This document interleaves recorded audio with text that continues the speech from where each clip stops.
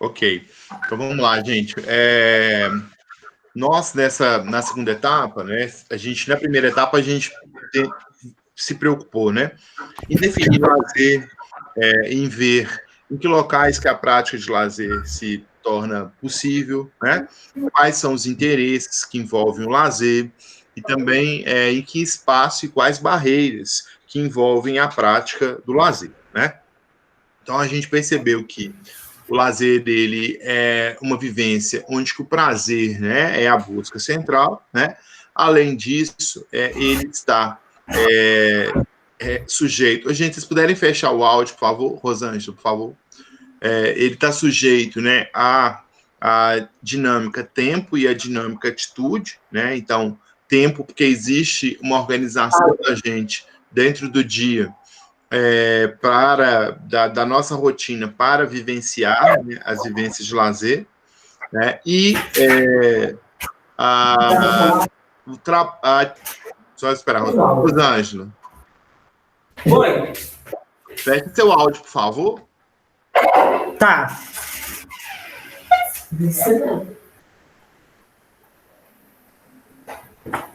Você sabe onde que fecha o áudio? É só você bloquear aí. Mas eu não tô nem. Pode ser. E as vivências, né, de lazer, elas, como eu disse, estão relacionadas ao aspecto tempo e atitude, né?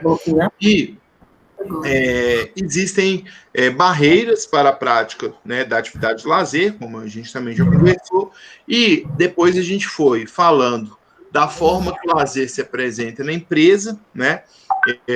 E na empresa, o lazer, ele se mostra de duas formas, né? Então, eles têm que acontecer de uma maneira onde que o trabalhador ele se entrega de livre vontade, né? Então, não pode ter um contexto de obrigatoriedade, né? E tem que estar relacionado também aos sentimentos da prática que a questão envolve. Então, eu não posso levar um planejamento de lazer para uma empresa que não é de interesse do colaborador, né? Então, tem que ser de interesse do colaborador, né?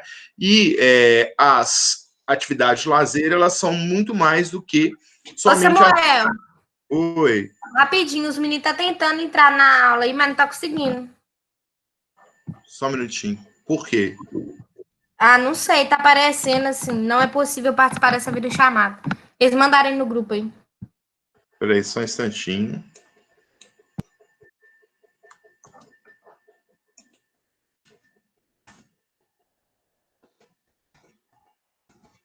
Josivaldo e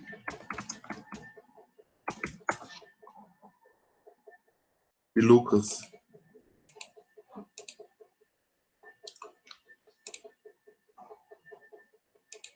Vou mandar o convite.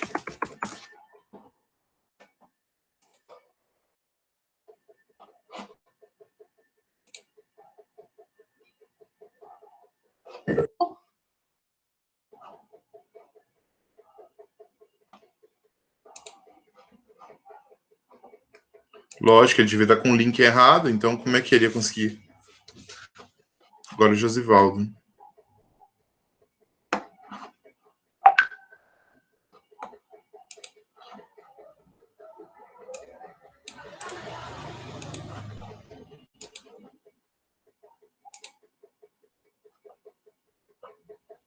Voltou para o seu habitat natural e sem camisa novamente. Papai chegou, hein? É feio, hein?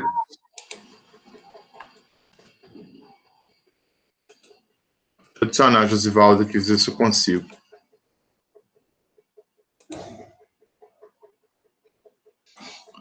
Ele deve entrar daqui a pouco. Então, eu estava falando do lazer na empresa, e depois a gente trouxe uma conversa sobre a questão dos projetos de lazer, né?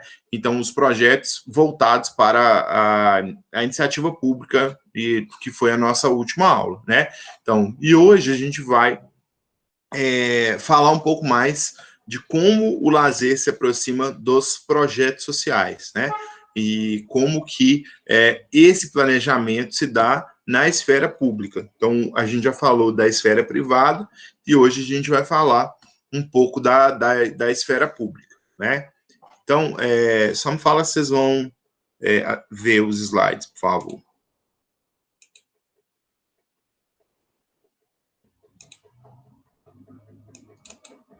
Tá aparecendo, gente? Tá.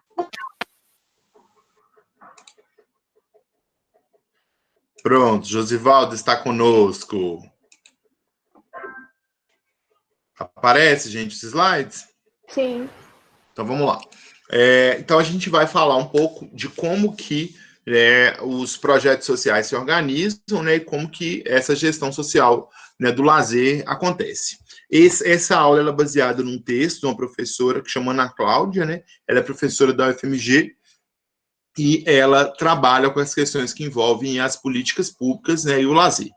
Lembrando, gente, quando a gente fala em políticas públicas e lazer, eu estou falando do local onde que essas práticas se realizam dentro da prefeitura, né? Então, na prefeitura do nosso município, a gente tem um setor que normalmente ele se chama Secretaria de Esportes e Lazer, ou então Secretaria, né, de Juventude, Ação Social e Lazer. Então, varia muito, tem lugar que é só esporte. Então, o lazer, ele figura dentro dessa unidade pública, né, porque é um direito social, né? Então, nas prefeituras tem que existir uma preocupação com o lazer das pessoas. Então, por isso, porque o lazer é um direito social, como existem outros direitos sociais. Então, direito à habitação, direito à saúde, né? O lazer é também um direito social. Falando sobre o que é lazer, nós vimos, né, que o lazer é uma vivência que tem o prazer, né, enquanto contexto, né, está relacionada à dinâmica de tempo e atitude, né, e ela está sujeita a uma intencionalidade, né, que é a questão da política. Então, existe uma intenção em oferecer atividade de lazer. É muito importante a gente entender isso, porque o lazer, ele funciona, às vezes, melhor em uma cidade do que em outra, porque a intenção política pode ser maior em uma cidade do que na outra, né? Então, é importante a gente ter noção que as noções políticas vão ditando a forma como o lazer também se organiza. Um ponto bom para a gente observar que quando a gente está próximo, né, de questões eleitorais, muitas coisas acontecem nas cidades, né? Muitas coisas acontecem e o lazer acaba sendo um instrumento, né? Para vocês as pessoas que são de cidades menores que Ponte Nova, né? Então, a exposição próxima de período eleitoral, né? Ou no ano anterior, vem os melhores cantores, né? O campeonato tem o campeonato mais organizado. Então, o lazer, ele é muito voltado para esses fins e esses interesses escusos também, né? Então, o lazer se aproxima da política, uma vez que é possível, através de políticas públicas, gerir melhorias na vida das pessoas no que se refere à orientação do seu tempo livre, né? E os projetos, eles podem permitir isso. Eles podem permitir que o tempo livre das pessoas se organize de uma maneira, né, a reduzir as mazelas sociais. O que seria isso? Lá no bairro Unidos do Sucesso, existe um alto grau de violência. Então, nós vamos inserir um projeto lá nesse bairro, Unidos do Sucesso, onde que o futsal ou o handball vão fazer parte, né, dessa rotina dessa comunidade. Eu vou levar uma oficina de capoeira, eu vou fazer uma roda de samba. Então, eu começo a gerir projetos nesses bairros e eu posso mudar a vida dessas pessoas, né? Como a gente viu na aula de segunda, né, a ação comunitária, né, os projetos de ação comunitária, eles fazem com que a liderança desses bairros, né, ela possa fazer parte desses projetos, para que esses projetos tenham identidade, né? Então, se eu moro num bairro X e vou levar um projeto para o bairro Y, é necessário que eu, né, tenha proximidade com essas pessoas, né, que eu tenha feito o meu dever de casa, de me aproximar da associação de moradores, de me aproximar das pessoas para que tenha sentido essa minha ação naquele bairro. Senão eu posso levar uma atividade que eu tenho preferência, eu posso me aproximar de uma forma que não é tão legal e não vai gerar pertencimento, né? O que seriam, né, os projetos, né, e os projetos relacionados ao lazer? Um projeto é um trabalho planejado, constituído por um conjunto de atividades interrelacionadas e coordenadas, orientadas para o alcance de determinados objetivos específicos e a unidade operacional que vincula recursos, atividades e produtos durante um período determinado e com uma localização definida para resolver problemas ou necessidades de uma determinada população. Então, gente, projetar significa trilhar um caminho para onde eu quero chegar, né? E é muito importante vocês entenderem isso, até para a organização de projetos de vida mesmo, né? Até que ponto eu organizo os meus projetos de vida? Até que ponto que eu organizo os passos que eu tenho que dar para conseguir ir em direção aos meus objetivos? Né? E às vezes a gente não consegue fazer isso com a nossa vida mesmo, né? E então, na nossa ação profissional, eu também tenho que estabelecer os meus projetos de vida, né? Então, se vocês conseguirem olhar aqui para frente, que eu não vou mostrar, né? Eu tenho aqui 2 cartazes, né? E nesses 2 cartazes tem a organização da minha semana, a organização da minha semana e das minhas ações, né? E essa organização da minha semana e das minhas ações dão sentido para a prática que eu vou oferecer. Então, no lazer, tudo tem que acontecer da mesma forma. E a gente tem que quebrar isso dentro da área de educação física, que é achar que não tem que existir planejamento para as coisas. E a gente vai aprendendo isso, às vezes, como estagiário, né? A gente vai aprendendo isso como estagiário lá na academia, onde que não existe um planejamento, eu chego, é uma ficha para o mesmo tipo de aluno, e aí aquilo vai correndo.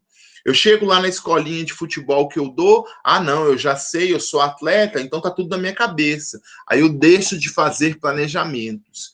É necessário fazer planejamentos para que o projeto ele chegue ao seu objetivo final. Né? Então, nós temos que aprender a fazer planejamentos, a fazer projetos das nossas ações. Por que também, gente? Porque existe a possibilidade do meu projeto ser financiado, de eu ter que apresentar esse projeto para alguém. Então, é muito importante que eu me organize para que esse projeto, né, ele esteja dentro das condições reais, né? Dentro das minhas condições reais. Os projetos têm como diferencial a ação contínua e pontual. O que é isso, gente? Ação contínua e pontual. Significa que não vai morrer em si mesmo, né? Então, o meu projeto ele vai ter uma ação continuada. Samuel, então não pode ser um projeto de um evento? Pode ser um projeto de um evento. Mas o seu evento ele não acaba ali, naquele momento que a banda parou de tocar. Depois que a banda parou de tocar, eu tenho avaliação, eu tenho a guarda de material, eu tenho várias questões que envolvem a finalização. Não quer dizer porque é em um dia só que não precisa de projeto. O projeto é necessário para organizar as ações do evento ou do projeto de ação continuada que vai acontecer. Focalizada diretamente no desenvolvimento humano, eu sempre bato nessa tecla, guardem isso, IDH, Índice de Desenvolvimento Humano, para os projetos sociais, os projetos de esporte e lazer. É uma justificativa a melhoria do IDH, a melhoria do Índice de Desenvolvimento Humano, que pode ser compreendida em sua magnitude como um processo de ampliação da gama de opções e oportunidades das pessoas, de forma a assegurar o pleno desenvolvimento de suas potencialidades e capacidades. Então, quando eu estou envolto, né, num projeto de lazer, eu estou buscando o desenvolvimento das potencialidades e das capacidades das pessoas. Como eu falei, né, o Índice de Desenvolvimento Humano, não sei quem assistiu aquela palestra que eu dei na Semana de Educação Física, eu falei sobre isso, né? Ele envolve 3 componentes: a longevidade, o nível educacional e o acesso a recursos. Como indicador de longevidade, a dotes e esperança de vida ao nascer. Como indicadores do nível educacional, a taxa de alfabetização dos adultos. e a taxa de escolarização. E o PIB per capita ajustando é o indicador de acesso aos recursos. Então, o que acontece? O IDH, ele vai, né, permitir que existam melhorias na longevidade, no nível educacional e no acesso a recursos. Porque a partir do momento que as pessoas, né, têm satisfação no seu tempo livre, eu estou gerando indicadores de qualidade de vida. Esse indicador de qualidade de vida vai fazer com que essas pessoas tenham uma melhoria no índice de desenvolvimento delas. Então, por isso que nós temos que nos preocupar com essa justificativa ao escrever os nossos projetos sociais. Cada município, gente, tem um número de IDH. Então, vocês podem pesquisar no site, no IBGE Cidades. Existe o Índice de Desenvolvimento da cidade de Amparo do Serra, o Índice de Desenvolvimento da cidade de Ponte Nova. E aí, né, esses índices podem estar sujeitos a melhorias. Então, a prefeitura, o poder público, ele tem que trabalhar duramente para que o índice de desenvolvimento humano do município melhore. E nós, como profissionais da educação física e lazer, nós podemos fazer a nossa parte para gerar essa melhoria.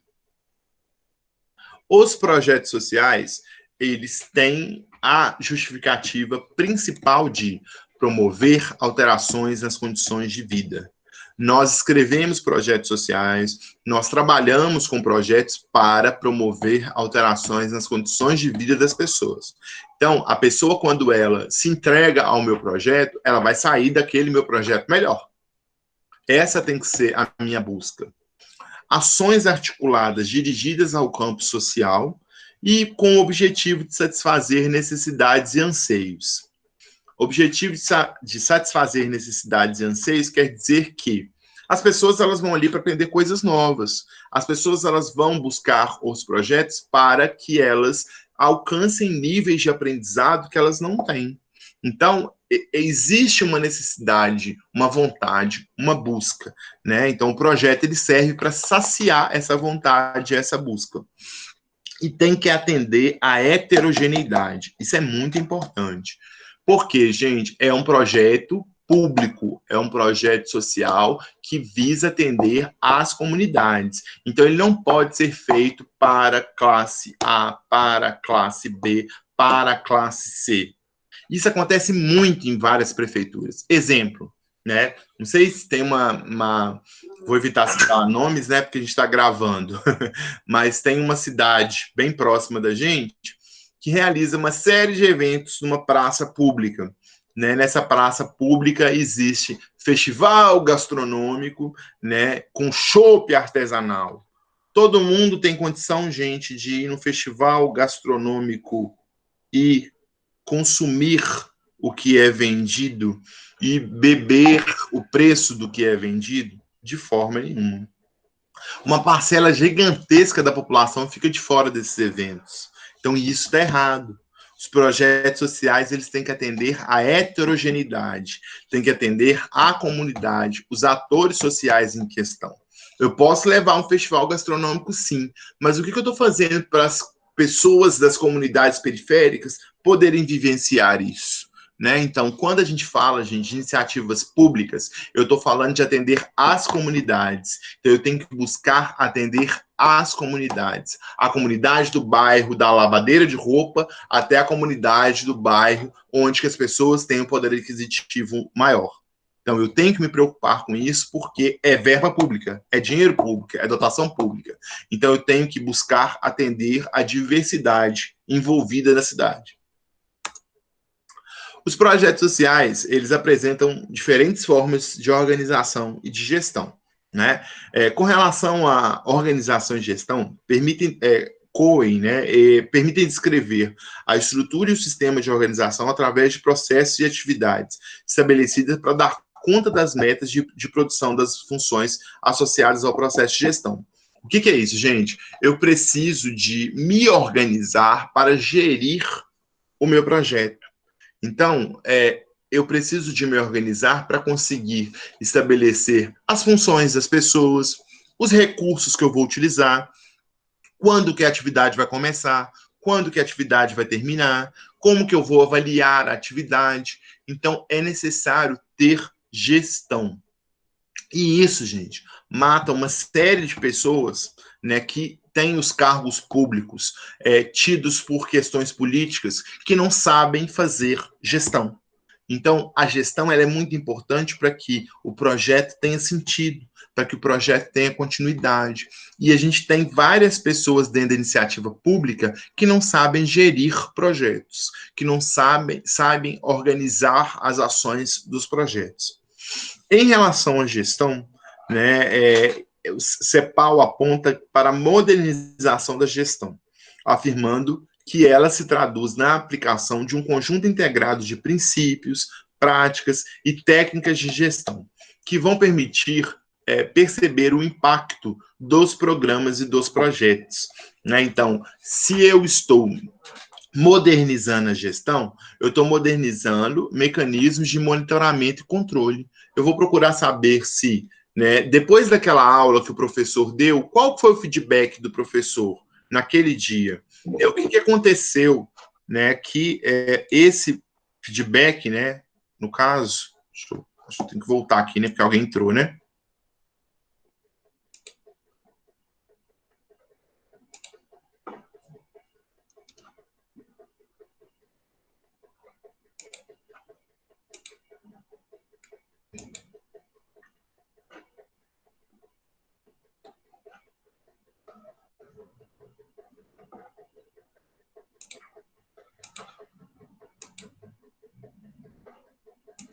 Vocês estão vendo os slides, gente? Sim. Sim? Vamos continuando.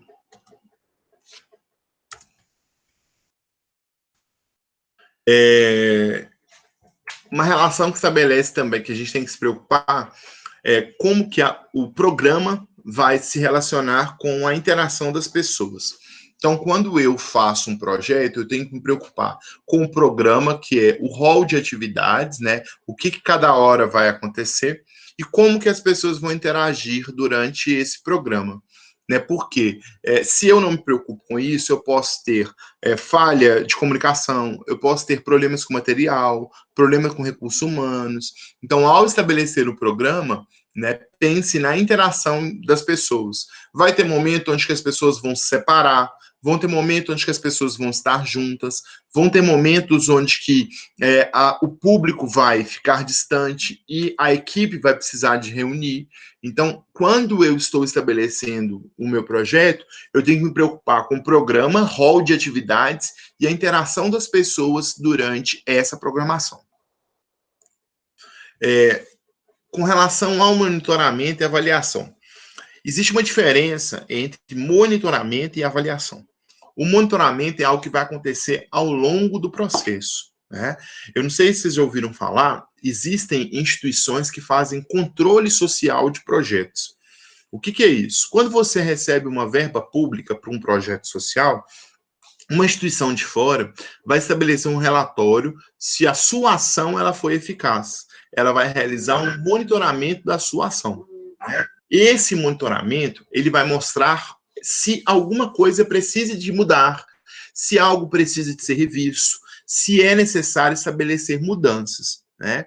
Então, o monitoramento é um sistema de avaliação que vai acontecer durante a ação do projeto. Exemplo de uma situação de monitoramento, né? Uma reunião de equipe pós uma intervenção. Né? Durante as atividades, perguntar para as pessoas se as pessoas estão satisfeitas com as atividades, se algo pode ser diferente, né? Verificar se os materiais estão acabando, levar apoio a alguém. Então, isso tudo são ações de monitoramento.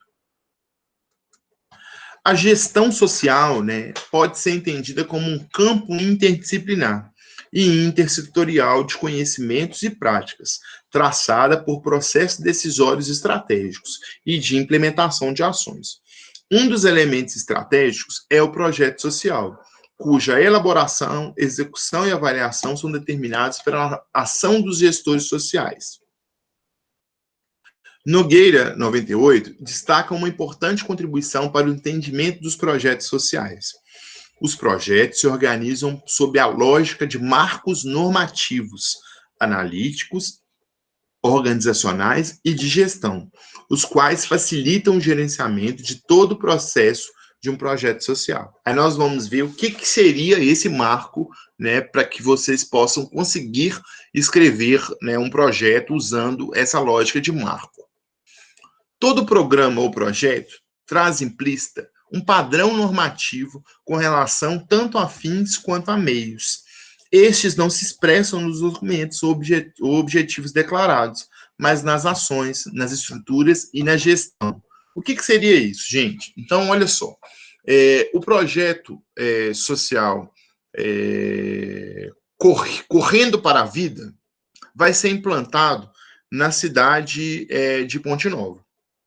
Esse projeto Correndo pela Vida, ele busca reduzir os quadros de violência, né, na adolescência. Então, isso é um padrão normativo. Isso é um marco normativo. A redução de violência é um marco normativo. Um outro exemplo. Eu vou organizar o projeto Andando nas Montanhas, que é um projeto de caminhada orientada, um passeio ecológico no Pico do Itacolomi. Esse meu trabalho no Pico do Itacolomi, ele tem um marco normativo de quê? Preservação do meio ambiente. Então, o padrão normativo e o marco normativo é o tema principal que envolve a minha intenção de realizar o projeto. É importante eu ter isso com clareza, porque isso vai me ajudar a desenvolver determinadas ações. Para ter senso crítico, se eu estou me aproximando ou me distanciando do meu marco normativo. Exemplo, se eu estou, né, levando um público para fazer um passeio ecológico, aí eu tenho um estagiário meu que coloca numa carta, envia para as pessoas que vão, o seguinte, favor levar notebook. Favor levar notebook. Nossa, mas o que tem a ver a tecnologia num espaço onde que eu estou querendo a preservação do meio ambiente? Se eu não tomar cuidado, eu quebro com o meu padrão normativo, pelas ações que podem ser apresentadas. Então, eu tenho que ter atenção ao meu padrão normativo para que as minhas ações elas não sejam equivocadas. Os projetos, né, algumas especificidades. Tem que existir uma coerência entre atuação e fundamentação no campo, tá? Gente, isso tem que ser quebrado dentro da área da educação física. Eu achar que eu não tenho que entender teoricamente do que eu estou falando. Isso é um absurdo muito grande, porque o conhecimento ele anda junto com o profissional de educação física. Então, eu tenho que ter conhecimento do que eu estou buscando. Se eu estou buscando redução de quadros de violência, como que eu vou fazer isso? Quais são os jogos que eu vou fazer? Quais as dinâmicas que eu vou propor? Né? Então, eu tenho que ter fundamentação para realmente gerar mudanças. Eu tenho que discutir sobre a área temática com os meus estagiários, com os outros coordenadores. Eu tenho que ter objetivos declarados e não declarados. O que é isso, gente? Uma coisa é o que eu pretendo dentro do projeto. Uma coisa é as ações que eu desenvolvo para chegar a esse fim. O marco analítico que está ligado, né, à compreensão dos problemas a serem enfrentados. Né, é o entender a realidade. Exemplo, eu conheço o espaço que a intervenção vai ser feita, eu já fui naquele espaço, quais são as dificuldades que eu vou enfrentar? Qual relação de causa e efeito a minha ação naquele espaço vai gerar? Né? E quais conteúdos eu vou levar para aquela vivência. É muito importante eu ter ideia de quais conteúdos eu vou levar, porque às vezes eu levo o que eu quero fazer, eu levo o que é mais fácil para mim. E, às vezes, levar o que é mais fácil para mim não vai gerar satisfação nas pessoas, não vai gerar prazer e não vai fidelizar essa pessoa ao projeto.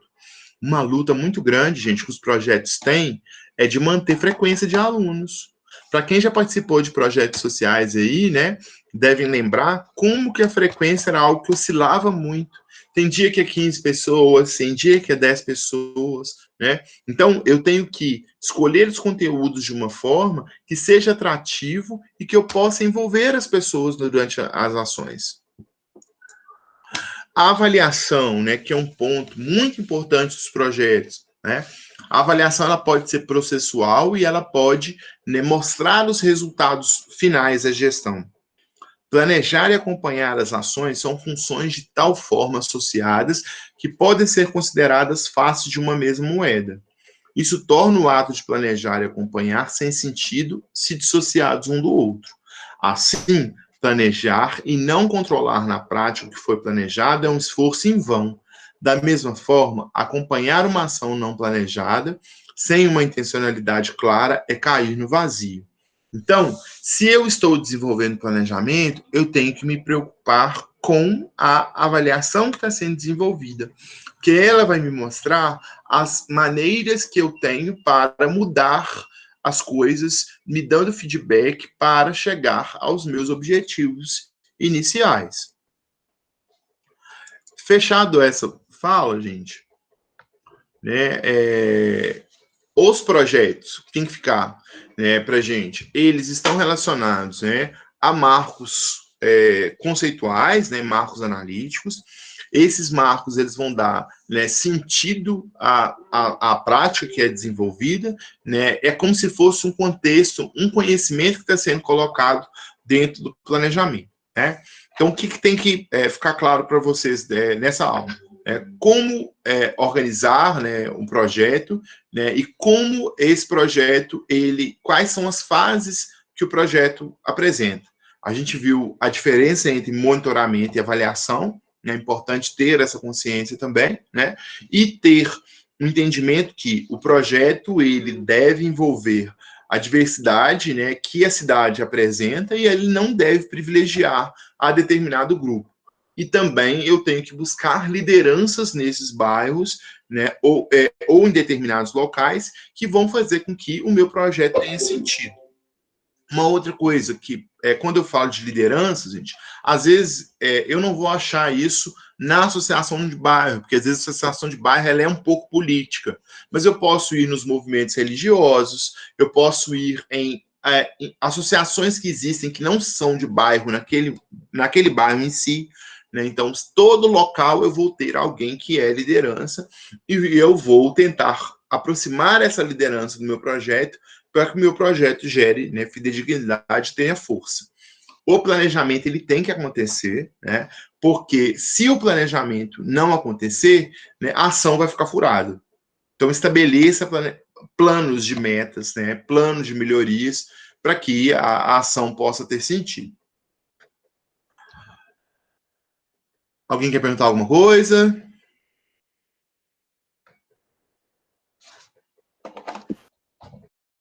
Bom, gente, libera os áudios aí. Bora. Ué. Posso dar uma prova agora? Todo mundo vai saber tudo que eu falei? Tudo tranquilo. Tudo tranquilo? Sim. Então, aí, o que acontece sobre a matéria, né? Lá a gente tem os slides, né, os vídeos, mas eu noto que às vezes a gente tem pouca interação, né? O que é pouca interação? Vocês se preocupam muito em fazer atividade, né? Atividade que tem nota, né? E aí a gente acaba não tendo muita interação. É necessário que essa interação aconteça não só para a matéria em si, né, gente? Mas que vocês possam se organizar para conseguir escrever projetos, né? Então, tem algumas pessoas da sala de vocês que já estão fazendo algumas coisas legais, né, em lazer, e como a gente está nesse período à distância, né, vocês têm que buscar essas informações, né? Porque a minha experiência em lazer é muito forte, né? Então, se vocês pensam em fazer um projeto na cidade de vocês, em construir algo, né? A hora de buscar informação é essa, né? Então, fora das aulas, né, eu estou à disposição para isso. Ah, Samuel, eu quero escrever um projeto para a minha cidade. Ah, Samuel, depois que acabar a pandemia, eu acho que vai ser super legal ter um passeio ciclístico aqui na minha cidade, né? Então, é a hora de vocês se organizarem e eu estou à disposição para isso. Alguém quer falar alguma coisa? Você quer falar, Maricília? Oi, Samuel. Oi. Pode falar. Aqueles projetos que a gente teve que fazer para mandar no Moodle, você tem a vontade de tentar fazer com que eles aconteçam futuramente? Sim, eu acho que a gente precisa de fazer isso, né, Duda? Porque senão a gente vai fechar a formação sem que vocês tenham essa vivência. Então, no semestre que vem, a gente vai retomar a ocorrência deles, né? Porque talvez com o retorno agora a gente não vai ter tempo hábil, né? Mas nós vamos sim, vamos fazer o passeio, vamos fazer, né? Vamos lá no camping, vamos, né, fazer a corrida rústica, né? Então nós vamos organizar sim. Tá, joia. Vamos fazer uma festa.